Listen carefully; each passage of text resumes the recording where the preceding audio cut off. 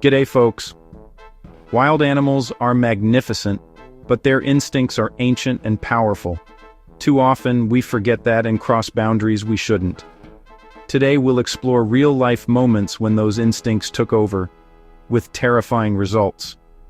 These stories are raw and emotional, but they're important lessons in respect for the animal kingdom. Take a deep breath. Let's dive in.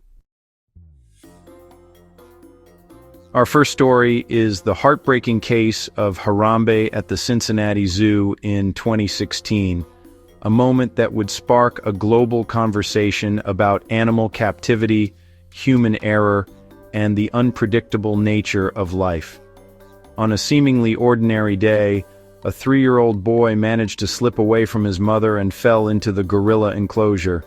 Harambe, a 440-pound silverback, approached the child, his massive presence both awe-inspiring and terrifying for onlookers. The world watched in suspense as the scene unfolded. Some saw moments of gentleness in Harambe's actions, while others feared for the boy's life, unsure of what would happen next. Harambe dragged the boy through the water, not out of malice, but with a strength that could be fatal.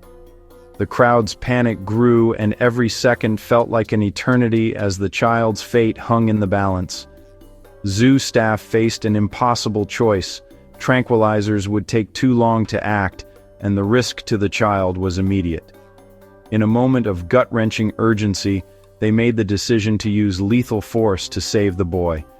The boy survived, but Harambe was lost, sparking global outrage, protests, and a heated debate about responsibility, parenting, and the ethics of keeping wild animals in captivity. The tragedy forced zoos everywhere to rethink safety, redesign enclosures, and reconsider the ethics of captivity for intelligent, powerful animals like gorillas. There were no villains in this story, just victims of a system that failed both child and animal, leaving families and zoo staff devastated. Harambe's story is a painful reminder of the unpredictable power of wild creatures in unnatural settings and the consequences when human and animal worlds collide.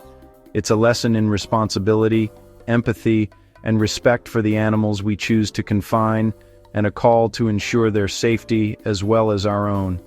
The aftermath changed zoo protocols worldwide, leading to stricter safety measures and renewed discussions about the future of zoos.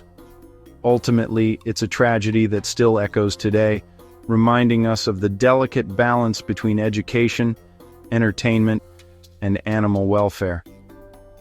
A heavy start, but a necessary one, as we reflect on what we owe to the creatures in our care. Now we turn our attention to SeaWorld Orlando, a place once celebrated for its spectacular marine shows and family entertainment. Here, the story of Tilikum unfolds, the largest orca ever held in captivity, and a whale whose life would change the world's view of marine parks forever. Tilikum was captured as a young calf, torn from his family and the vast ocean he called home. For decades, he lived in concrete tanks, isolated from the natural world and the social bonds that orcas depend on. Years of isolation, stress, and unnatural confinement led to tragedy. Tilikum was involved in 3 human deaths, including the heartbreaking loss of trainer Dawn Brancheau in 2010. During a live show, Tilikum's powerful instincts surfaced, resulting in a fatal attack that shocked the world and raised urgent questions about animal welfare. The incident exposed the deep psychological toll that captivity inflicts on intelligent social animals like orcas, creatures who, in the wild, swim hundreds of miles and live in close-knit pods. Public outcry, fueled by the documentary Blackfish, forced SeaWorld to end its orca breeding program and transform its shows, forever altering the future of marine entertainment. Tilikum became a powerful symbol of the immense cost of confining wild, sentient animals for human amusement, a reminder of the suffering hidden behind the spectacle. His story is a powerful call to rethink how we treat these magnificent creatures. and to imagine a world where orcas can live as nature intended, free and wild. The consequences of captivity can be devastating, not only for the animals, but for the humans who care for them and the audiences who watch. Tilikum's legacy is a warning to us all. Some wild spirits can never be tamed, no matter how hard we try. His life and death sparked a global conversation about the ethics of marine mammal captivity, inspiring activists and changing public perception. We must never forget the price he paid and continue to fight for a future where all orcas can swim free. Christmas Day, 2007, San Francisco Zoo. The air was crisp, families gathered to celebrate, and the zoo was bustling with holiday visitors, unaware of the tragedy about to unfold. Tatiana, a powerful Siberian tiger, managed to escape her enclosure in a shocking breach of safety. The wall surrounding her habitat was too low, an oversight that proved fatal. Investigators later believed she was provoked by visitors, possibly taunted or agitated, which pushed her to the edge. Once free, Tatiana's predatory instincts took over. She attacked and killed one young man, then pursued two others through the zoo grounds, leaving terror in her wake. Chaos erupted instantly as visitors screamed and scrambled for safety, parents clutching their children and staff rushing to respond. Police arrived quickly and, faced with a deadly threat, made the difficult decision to shoot and kill Tatiana to protect everyone inside the zoo. The aftermath was a storm of lawsuits, public outrage, and a complete overhaul of zoo safety protocols. The incident sparked national debate about animal captivity and visitor responsibility. The tragedy exposed the dangers of inadequate enclosures and the unpredictable consequences of provoking wild animals, even unintentionally. Tatiana's rampage was a primal response to stress, confinement, and the unnatural environment she was forced to endure. The incident forced zoos across the country to raise standards, reinforce barriers, and rethink animal welfare and public safety. It's a stark lesson. Even the most beautiful and majestic creatures are still wild at heart, with instincts that can never be fully tamed. One mistake, one moment of carelessness or provocation, and the consequences can be deadly for both humans and animals. Respect and secure boundaries are non-negotiable, both for our safety and for the animals' well-being. The nightmare of that Christmas day changed the zoo world forever, serving as a haunting reminder of the delicate balance between humans and the wild. This story takes us to a Connecticut home, where Travis the chimpanzee lived as a pet. Raised like a human, Travis was a local celebrity, until his wild instincts surfaced. In 2009, Travis attacked family friend Charla Nash in a sudden violent outburst. The attack was so brutal that police had to shoot Travis to stop him. Charla survived, but her injuries were life-altering. The incident shattered the myth that wild animals can be domesticated. No amount of love or training can erase millions of years of instinct. Laws changed, making it harder to own primates as pets.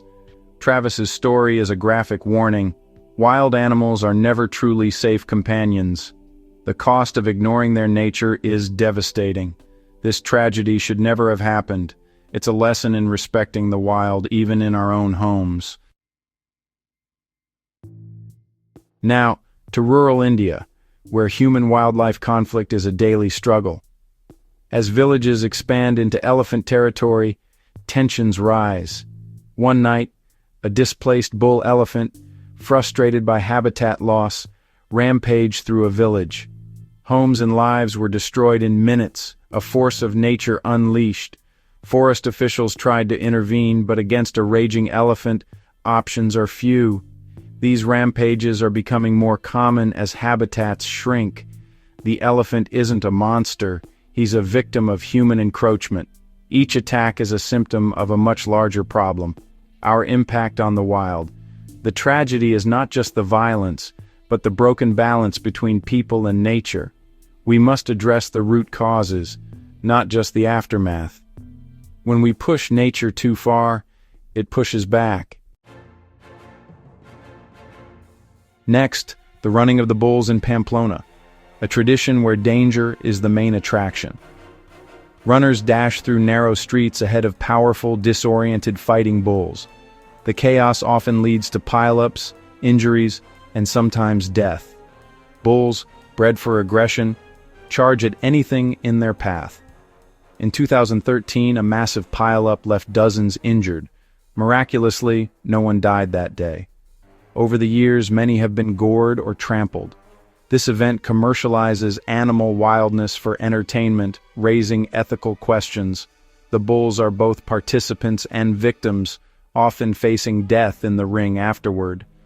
Is the thrill worth the risk, to humans or animals?